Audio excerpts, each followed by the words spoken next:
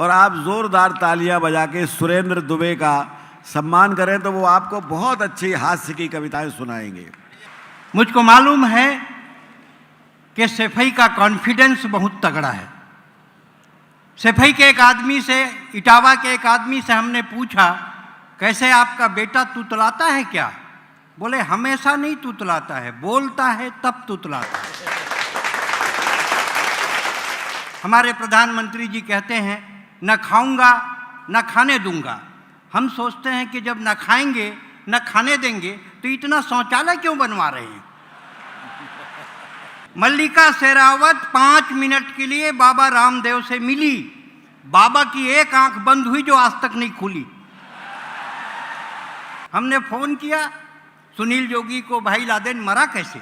बोले Barack Obama के पास satellite है, वो अमेरिका में बैठे बैठे देख सकता है किस देश के, किस शहर के, किस गांव के, किस घर के, किस कमरे में कौन आदमी क्या कर रहा है। तब से ना मैं नहा सक रहा हूं ना सो सक रहा हूं। यहां स्नान करे गरीब सुदामा और वहां हुस्न का दीदार करे ओबामा। पूरा देश कहता है टाइम नहीं है और हमारी आबादी 121 करोड़ हो गई। टाइम नहीं है तो इतनी, तो टाइम मिल जाए तो कितनी। टाइम नहीं है। आदमी 24 घंटे मोबाइल लेकर चलता है, मोबाइल लेके खाता है, मोबाइल लेके नहाता है, और तो और टॉयलेट जाता है वहां भी मोबाइल ले जाता है। टॉयलेट में गया, निपटा, मोबाइल में एसएमएस आ गया। पानी अमूल्य है, इसे व्यर्थ ना बहाएं।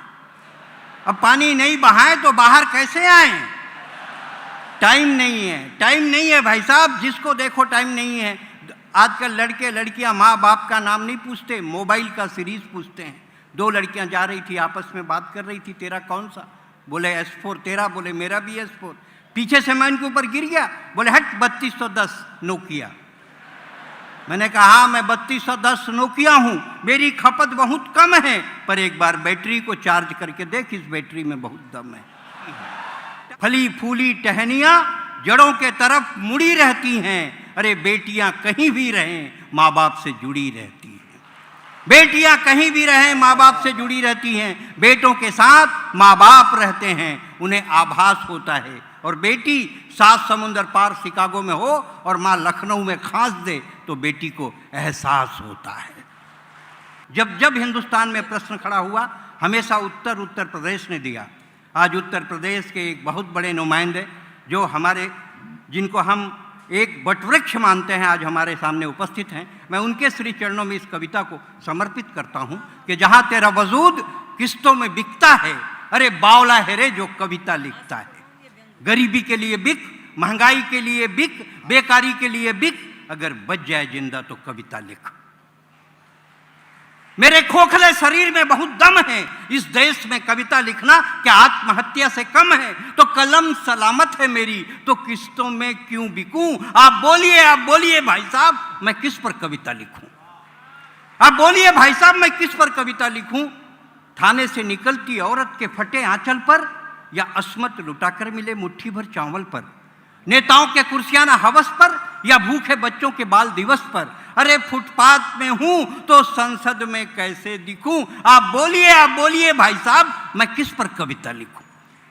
लड़कियों के छेड़छाड़ पर, नदी नाले या पहाड़ पर, मजहबी दंगों पर, या अयोध्या के पंडों पर? अरे पूरी धरती राम की है तो किस टुकड़े पर मैं राम का नाम लिखूं? आप बोलिए भाई साहब, मैं किस पर कविता लिखूं? आप बोलिए भाई साहब, मैं किस पर कविता लिखूं? थाने के कुत्तों पर, या दिल्ली के कुकुर मुत्तों पर? रास्ता काटती बिल्ली पर, या गिरवी रखी दिल्ली पर? ऐसे घटिया नेताओं पर कलम घिसूं? आप बोलिए भाई साहब, मैं किस पर कविता लिखूं?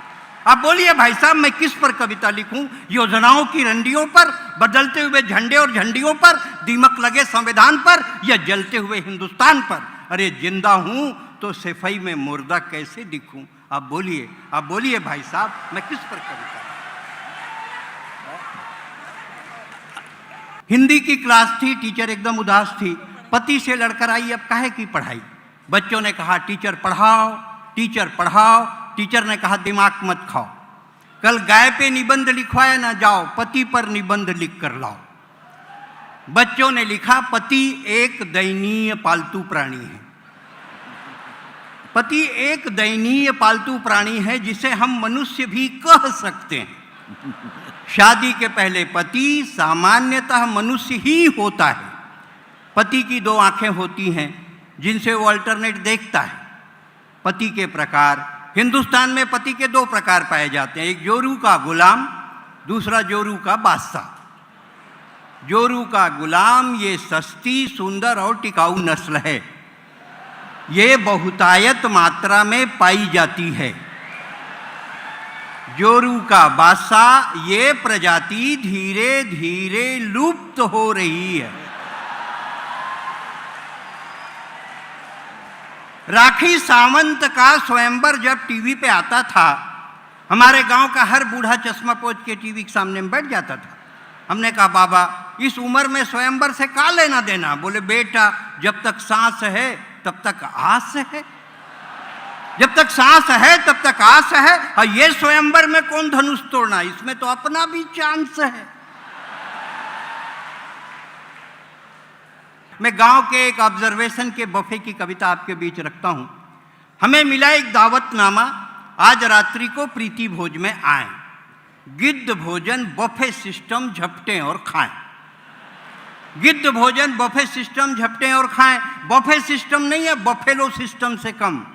सामने में बोर्ड लगा देते हैं, वेलकम। बफे सिस्टम नहीं है, बफेलो सिस्टम से कम। सामने में बोर्ड लगा देते हैं, वेलकम। जैसे ही टेबल पर खाना लगा, लोग खाने पे टूटे जैसे बंधे हुए जानवर छूटे। एक आदमी प्लेट में सलाद लिए टेबल के चारों तरफ घूम रहा था। दूसरा दुबला पतला मरियल दूर में खड़ा खड़ा हलवा सूंघ रहा था। हमने कहा, भाई साहब टेबल के पास नहीं जाएंगे, अपने खाने के लिए कुछ नहीं लाएंगे? उसने हाफ कर जवाब दिया, अभी गया था, अभी गया था, कुर्ता फड़वा कर आया हूं। अब की बार कुर्ता उतार कर जाऊंगा, और रसगुल्ला नहीं ला सका तो पापड़ लेकर जरूर आऊंगा। एक महिला अपने बच्चे को मार मार के खिला रही थी, आइसक्रीम खिला के कॉफी पिला रही थी। कह रही थी, पी, कमबख्त पीता भी नहीं, 501 रुपया दिए हैं। एक महिला इधर से जा रही थी, दूसरी इधर से आ रही थी, दोनों आपस में टकरा गई। पहले की सब्जी दूसरे के साड़ी पे आ गई। बोली, क्यों देखकर नहीं चलती? बोली, अच्छा एक ही साड़ी पहन कर आती है। ये मेरी तीसरी साड़ी है, आइसक्रीम खाने जा रही हूँ, सलवार सूट पर्स में ले जा रही हूँ। बच्चे ने रोते रोते अपनी माँ से कहा, मम्मी मम्मी बाथरूम जाना है। उसकी मम्मी झल्लाई, नॉनसेंस, सामने में खाना है, तेरे को बाथरूम जाना है? अच्छा जा, कोने में आंटी के पीछे खड़े हो जा। मम्मी, आंटी के पीछे तो अंकल खड़े हैं। बेटा मेरी मान, गरम गरम जलेबी खा और अपने बाप के समान आधा घंटे बाथरूम को भूल जा। और 8वां रसगुल्ला निगलते हुए पत्नी ने पति से पूछा, ए जी लिफाफे में कितना डाला? जलेबी पगुराते हुए पति ने कहा, 100। बोले, 100? हमारी शादी में इन्होंने 20 रुपया टिकाया था और 1 घंटा 45 मिनट खाया था। अपन सुबेरे तक खाएंगे लेकिन 100 रुपए का हिसाब करके जाएंगे। दरअसल ये बफे है पाश्चात्य सभ्यता का अनुकरण कि आदमी आए, थोड़ा खाए, ज़्यादा बतियाए, मुस्कुरा कर चला जाए। पर हमारा देश ऐसा देश, यह आदमी खड़ा खड़ा इतना खाता है कि खड़ा नहीं रह पाता है। दरअसल ये बफे है पाश्चात्य सभ्यता का अनुकरण। इसमें सब कुछ होता है, आग्रह नहीं होता, प्यार नहीं होता, स्नेह नहीं होता, अपनापन नहीं होता। इसलिए बफे जीवने का कोई सिस्टम नहीं होता। अगले बफे में जाएं, सुरेंद्र दुबे की याद लेकर जाएं। कविता खत्म होती है, दोनों हाथ उठा के एक बार ताली बजाएं।